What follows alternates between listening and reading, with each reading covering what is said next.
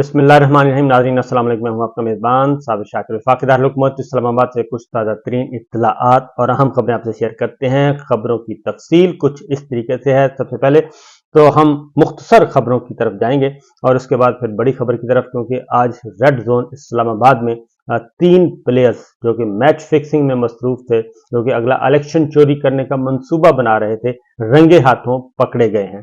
ان کی تفصیل انشاءاللہ آپ کے ساتھ میں رکھیں گے. لیکن سب سے پہلے چودھری پرویز الہی صاحب اڈیالہ جیل میں پاکستان تحریک انصاف کے صدر ہیں. ان کی حالت کل بہت زیادہ خراب ہوئی، لیکن ان کو کسی بھی مین ہاسپٹل میں منتقل نہیں کیا گیا، بلکہ جیل ہاسپٹل میں ہی رکھا گیا اور وہیں سے ان کو ٹریٹمنٹ ان کو دیا گیا اور اس کے بعد ان کی طبیعت کچھ سنبھلی. لیکن انہوں نے شکایت کی اور بالآخر آج ان کو ذاتی معالج جو کہ ان کا فیملی ڈاکٹر ہیں ان تک رسائی کی اجازت دے دی ہے. لہٰذا اب ڈاکٹر صاحب ان کے ساتھ ملیں گے اور ان کی خیریت اور ان کی طبی معائنہ ان کا کریں گے. تو ہماری بھی دعائیں ہیں جی چودھری پرویز الہی صاحب کے ساتھ. وہ بہت زیادہ 74 ایئرس اولڈ ہیں اور وہ اس وقت جیل میں ہیں اور ناکردہ گناہوں کی سزا بھگت رہے ہیں، اور ان کا قصور صرف اتنا ہی ہے کہ وہ پاکستان تحریک انصاف کو چھوڑنے کے لیے تیار نہیں اور رجیم چینج آپریشن کا وہ حصہ نہیں بنے. یہ صرف انہی کے ساتھ نہیں ہو رہا، بلکہ بہت سارے جتنے بھی اس وقت جیلوں میں مقید پاکستان تحریک انصاف اور ورکرز اور ان کے رہنما موجود ہیں، ان سب کے ساتھ یہی ہو رہا ہے. اور یہ اس وجہ سے ہو رہا ہے کہ کسی بھی صورت میں اگلا الیکشن جو ہے وہ مینج کیا جا سکے اور الیکشن مینج کر کے اپنے پسند کے نتائج حاصل کیے جا سکیں. یہ صرف چودھری پرویز الہی صاحب نہیں، جو باہر لوگ ہیں ان کے ساتھ بھی یہی کچھ ہو رہا ہے. شیخ رشید صاحب کا بھی آج اسی طریقے سے ایک مقدمہ تھا. ان کو جب سے وہ چلے پر گئے ہیں تو انہوں نے کہا جی میں نے ٹویٹ کرنا چھوڑ دیا ہے، اور اس کے باوجود ان کے لیے آسانیاں ابھی تک پیدا نہیں ہوئیں. اور اس کی وجہ یہ ہے کہ وہ راولپنڈی کی 2 نشستیں ہیں اور وہ 2 نشستیں شیخ رشید صاحب کے لیے وہ بلینک چیک ہوتا ہے اور وہ کسی بھی صورت میں لوز نہیں کرتے. اور اب اس لیے پنجاب کی خاص طور پہ سیٹوں کو ٹارگٹ کیا جا رہا ہے، اور ان سیٹوں کو جہاں پہ 100% وکٹری ہے، جن امیدواروں کی ان رہنماؤں کو، ان لیڈروں کو ٹارگٹ کیا جا رہا ہے، ان میں شیخ رشید صاحب بھی شامل ہیں. اور اسی لیے آج جو ان کی تفصیلات فراہم کی گئی مقدمے کی، تو ان کے خلاف مزید 10 مقدمات جو ہیں وہ منظر عام پہ آ گئے ہیں، اور وہ انہوں نے وہ منت سماجت بھی کر رہے ہیں کہ میں تو صرف 2 حلقوں کی سیاست کرتا ہوں. لیکن اس وقت چونکہ ایک حلقہ، ایک سیٹ بڑی میٹر کرتی ہے، اس لیے یہ سب کچھ کیا جا رہا ہے. پچھلے مسلسل تواتر کے ساتھ دیکھیں تو مخصوص رہنماؤں کو اٹھایا گیا، مخصوص رہنماؤں کو گرفتار کیا گیا اور ان سے سیاست سے کنارہ کشی یا پھر استحکام پاکستان پارٹی یا پھر کسی اور جماعت کی طرف دھکیل دیا گیا تاکہ پاکستان تحریک انصاف کے نشان پر وہ الیکشن نہ لڑ سکیں. تو یہ پورے پنجاب میں، خیبر پختونخوا میں ہو رہا ہے. پورے پنجاب میں خاص طور پہ پنجاب کو فوکس کیا جا رہا ہے. پنجاب اس لیے ٹارگٹ کیا جا رہا ہے کہ پنجاب کی 141 قومی اسمبلی کی نشستیں ہیں اور پنجاب نے ہی فیصلہ کرنا ہے. اور پنجاب میں اس وقت کے جو اسسمنٹ ہے اس میں مسلم لیگ نواز بمشکل 20 سے 25 سیٹیں جیت رہی ہے. میں نے ڈیٹیل جو ہیں وہ پچھلے ویلاگ میں بتا دی ہیں، اس کو آپ ضرور سن لیجئے گا. بہرحال آگے بڑھتے ہیں. آج جو ہے 2 معاملات تھے. ایک تو عمران خان صاحب کو الیکشن سے آؤٹ کرنے کا منصوبہ ہے، دوسرا پاکستان تحریک انصاف کو بلے کے نشان کو ہٹانے کا منصوبہ ہے. آج دونوں امپورٹنٹ کیسز، ایک لاہور ہائی کورٹ میں زیر سماعت تھا اور ایک الیکشن کمیشن آف پاکستان میں. لاہور ہائی کورٹ میں جسٹس شجاعت علی نے ان چیمبر سماعت کی. بیرسٹر علی ظفر نے آرگومنٹس دیے اور انہیں بتایا کہ الیکشن قریب ہیں اور عمران خان صاحب کو توشہ میں الیکشن کمیشن آف پاکستان نے ڈسکوالیفیکیشن کا نوٹیفیکیشن ایشو کیا ہوا ہے، جو کہ الیکشن کمیشن کو یہ اختیار نہیں، یہ کام صرف اور صرف عدالت کا ہے. عدلیہ، اعلیٰ عدلیہ یہ کام کرتی ہے کہ کسی کو کوالیفائی یا ڈسکوالیفیکیشن کا فیصلہ، الیکشن کمیشن کے پاس یہ فیصلہ کا اختیار نہیں ہے. ان کے ابتدائی آرگومنٹ سننے کے بعد جسٹس شجاعت علی نے ریفر کر دیا معاملہ لارجر بینچ کو. آلریڈی 5 ممبرز لارجر بینچ جو ہے وہ ایک اور اپیل بھی عمران خان صاحب کی سن رہا ہے توشہ میں، لہٰذا اس اپیل کو بھی اس کے ساتھ منسلک کر دیا گیا اور فائل بھجوا دی گئی ہے chief justice Lahore high court کو. اور اب اس کی سماعت اسی مہینے آئی تھنک 12 دسمبر کو چیف جسٹس صاحب فیصلہ کریں گے. Chief justice Lahore high court وہ اکارڈنگلی ان کی ڈیٹ فکس ہوگی. نمبر 1 یہ ایک بہت بڑا ریلیف ہے کیونکہ چیمبر میں اس بات کو مان لیا گیا اور عمران خان صاحب کی درخواست کو قابل سماعت قرار دے دیا گیا. دوسری جانب الیکشن کمیشن آف پاکستان میں आज इंट्रा पार्टी इलेक्शन जो कि पाकिस्तान तहरीक इंसाफ का हो चुका है उसको चैलेंज किया गया था, और चैलेंज करने वाले थे अकबर एस बाबर और कुछ और मुतफरक दरखास्तें भी थी।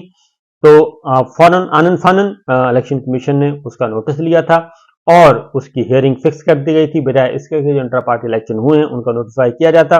उनको नोटिफाई नहीं किया गया, उनको अप्रूव नहीं किया गया, बल्कि जो उनके खिलाफ दरखास्तें आई थी उनको पिक किया गया। उसके बाद आज जो वकील ने आर्गूमेंट्स दिए और वकील ने कहा कि जनाब इन इंट्रा पार्टी इलेक्शन को कलअदम करार दे दें। तो खैबर पख्तूनख्वा के जो मेंबर इलेक्शन कमीशन है उन्होंने कहा जी नहीं, अब इंट्रा पार्टी इलेक्शन को हम कलअदम करार नहीं देंगे, बल्कि अब इलेक्शन का मौका दिया था, वो इलेक्शन हो चुके, अब हम एक और उन्होंने आर्टिकल का हवाला दिया कि हम उसके मुताबिक अब कार्रवाई को आगे बढ़ाएंगे। उस आर्टिकल का जो जिक्र है उसका मतलब ये है, जो मुमताज हमारे कानूनदान हैं, राजा आमिर अब्बास हैं और दीगर हैं, वो ये कहते हैं कि ये जो जिस आर्टिकल की तरफ इशारा किया है मेंबर इलेक्शन कमीशन ने, इसका मतलब है कि वो बल्ले के निशान को गायब करना चाह रहे हैं और इंट्रा पार्टी इलेक्शन को वो कहेंगे कि जनाब ये दुरुस्त नहीं हुए और वक्त गुजर चुका है, लिहाजा इंट्रा पार्टी इलेक्शन भी फारिग और बल्ले का निशान भी फारिग, और इस तरीके से बैलेट पेपर से बल्ले का निशान गायब कर दिया जाएगा। लेकिन हुआ क्या है? हुआ ये है, जो अहम डेवलपमेंट हुई है आज बहुत ही, वो ये हुई कि बाहर आज एक स्टेज तैयार किया गया था रेड जोन में। पहली बात है रेड जोन नंबर 1, नंबर 2 दफा 144, number 3 election commission of Pakistan के बाहर, यानी वो रेड जोन जहां पे ऐवान सदर भी है, यहाँ पे वजीर आजम हाउस भी है, यहाँ पे पार्लिमान भी है, सुप्रीम कोर्ट ऑफ पाकिस्तान भी है, हाई कोर्ट भी है और वहां पे डिप्लोमेटिक एनक्लेव भी है। वहां पे सरकारी सतह पे ये एहतजाज का मौका दिया गया। तो ना ही हमें निगरान वजीर दाखिला नजर आए, ना ही हमें कोई सिक्योरिटी की बदतर सूरत हाल नजर आई, ना ही हमें कोई रुकावटें वहां पे नजर आई, बल्कि लोग बआसानी वहां पे गए, बैनर उठाए हुए थे, पोस्टर उठाए हुए थे और इलेक्शन कमीशन के बाहर उन्होंने एहतजाज किया और किसी किस्म की कोई पुलिस हरकत में नहीं आई। और वहां पे इसलिए हरकत में नहीं आई क्योंकि वो इंट्रा पार्टी इलेक्शन के खिलाफ, पाकिस्तान तहरीक इंसाफ के इंट्रा पार्टी इलेक्शन के खिलाफ एहतजाज हो रहा था। अब आगे ज़ाहिर है मेन मीडिया स्ट्रीम जो चैनल, मेन मीडिया जो टीवी चैनल्स हैं, वहां पे तो आपको मालूम है कि कोई चीज आ नहीं सकती, सेंसरशिप है बदतरीन किस्म की। तो सोशल मीडिया के जो हमारे दोस्त हैं वो पहुंचे हुए थे, डिजिटल मीडिया के पहुंचे हुए थे, उन्होंने वहां पे रिकॉर्डिंग शुरू कर दी और रिकॉर्डिंग शुरू की तो पता चला कि ये तो सारे के सारे डॉक्टर तारिक फजल चौधरी साहब, मुस्लिम लीग नवाज के साबिक MNA जो हैं, उनके हल्के के लोग हैं और उन्होंने भेजा है और उन्होंने सारा इंतजाम किया है और वो आए हैं। और उनसे जब गुफ्तगू की गई तो गुफ्तगू में भी उन्होंने इसी तरह की गुफ्तगू फरमाई और उन्होंने बताया कि जी हम तो बस आ गए हैं, हमें किसी ने भेजा है। किसने भेजा है? डॉक्टर तारिक फजल ने भेजा है। आप कौन है? हम नून लीग के हैं, नून लीग के वोटर हैं, नून लीग के सपोर्टर हैं और नून लीग के वर्कर हैं। तो अकबर एस बाबर साहब अंदर, वो उनका क्लेम यह है कि वो पाकिस्तान तहरीक इंसाफ के बानी अरकान में से और वो अभी भी रुकन है और उनको वो क्लेम कर रहे हैं पाकिस्तान तहरीक इंसाफ पे और उनको सपोर्ट फराहम हो रही है, पब्लिक सपोर्ट फराहम हो रही है, जो रेंट रैली है वो मुस्लिम लीग नवाज फराहम कर रही है। तो इस तरीके से अंदर इलेक्शन कमीशन के आप मेंबर का बयान पढ़ लें, अकबर एस बाबर को देख लें और फिर बाहर मुस्लिम लीग नवाज के जो वर्कर्स हैं, डॉक्टर तारिक फजल साहब ने भेजे थे, उनको देख लें और फिर उसके बाद जो निगरान हुकूमत है, निगरान हुकूमत, इस्लामाबाद पुलिस और किसी किस्म की कोई सिक्योरिटी नहीं, कुछ नहीं, सब रेड जोन में आए और जाएं। ये बिल्कुल उसी तरह का हुआ है जैसे सरकारी सतह पे सुप्रीम कोर्ट पे हमला किया गया था जब उन्होंने पंजाब और खैबर पख्तूनख्वा के इलेक्शन 14 मई को करवाने की कोशिश की, तो आइन पे अमल दरामद करवाने की कोशिश की, तो उन पे जैसे हमला हुआ था, सरकारी सतह पे बलवा हुआ था, इसी तरीके से आज ये इलेक्शन कमीशन को के बाहर ये सब कुछ हुआ है। तो अगर ये पाकिस्तान तहरीक इंसाफ के हक में होता तो आप अब तक इस्लामाबाद में एक अजाब नाजिल हो चुका होता और लोगों के चार दीवारी के तहफ़्फ़ुज़ को पामाल किया जा चुका होता। बहरहाल यह 3 किरदार सामने आए हैं, बल्कि 3 नहीं 4 किरदार सामने हैं। Election commission of Pakistan, Akbar S Babar, Muslim League Nawaz और फिर निगरान हुकूमत और निगरान वज़ारत दाखिला, इस्लामाबाद पुलिस, सब के सब ये ऑन बोर्ड थे कि आज इस तरह का स्टेज ड्रामा करना है और किसी ने नहीं आना।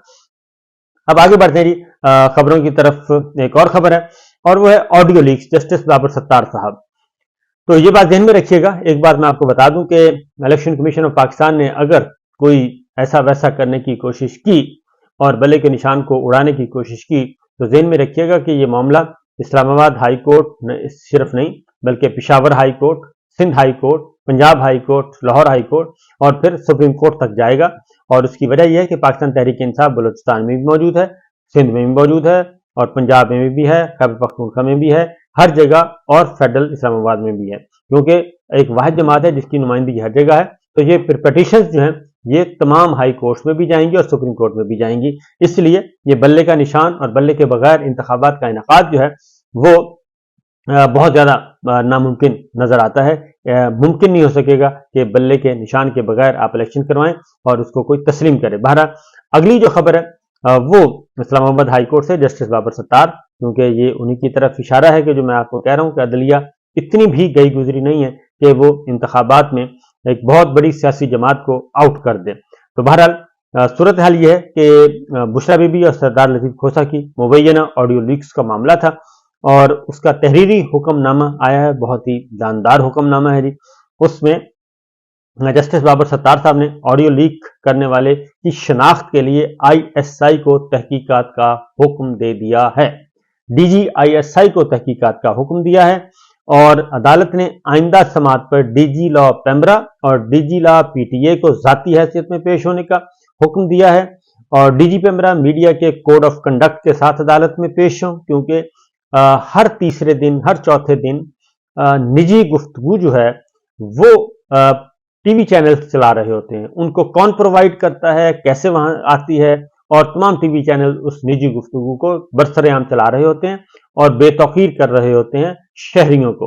तो इसलिए DG पेम्ब्रा को भी बुला लिया है और DG PTA को भी बुला लिया है ताकि वो भी आएं और आके बताएं जाती हैसियत में कि क्या है कोड ऑफ कंडक्ट क्या कहते हैं। अदालत को आगाह किया जाए कि इस तरह की ऑडियो कौमी मीडिया पर नशर की जा सकती है, ये सवाल पूछा गया है और तमाम दस्तयाब टेक्नोलॉजीज को बुरे कार लाते हुए पता लगाया जाए कि ऑडियो सबसे पहले किसने लीक की।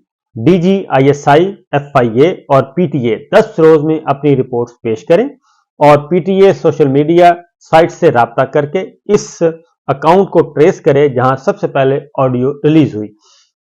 ऑफिस को यह भी हदायत की जाती है कि दरखास्त की कापी समात के हुक्मनामे के साथ DG ISI, PTA, FIA और पेम्ब्रा को भिजवाई जाए और ऑडियो लीक से मुतालिक केस के जेर समात होने के दौरान एक और ऑडियो लीक हो जाना परेशान कुन अमर है। ऑडियो लीक के अमल से यह तासुर मिलता है कि शायद रियासत के पास लीक करने की सलाहियत नहीं है, लीक्स रोकने की सलाहियत नहीं है, या फिर रियासत शहरियों के बुनियादी हकूक के तहफ़्फ़ुज़ के लिए अपने फ़राइज़ की अंजामदही में नाकाम हो रही है। सुप्रीम कोर्ट के हालिया फैसले के मुताबिक शहरियों के बुनियादी हकूक मुदाखलत साबित हो जाए तो इसके नताइज होंगे और केस की आइंदा समात 20 दिसंबर को। एक और खास तौर पर जस्टिस बाबर सत्तार साहब ने हुक्म दिया है कि DG ISI को कि वो इसकी तहकीकात करें और वो अपनी तमाम सलाहियतों को बुरकार लाएं, जो कि DG ISI प्राइम मिनिस्टर के अंडर हैं और वो एक रिपोर्ट तैयार करके वो भी सबमिट करें। तो ये बराह रास्त DG ISI को हुक्म दिया गया है।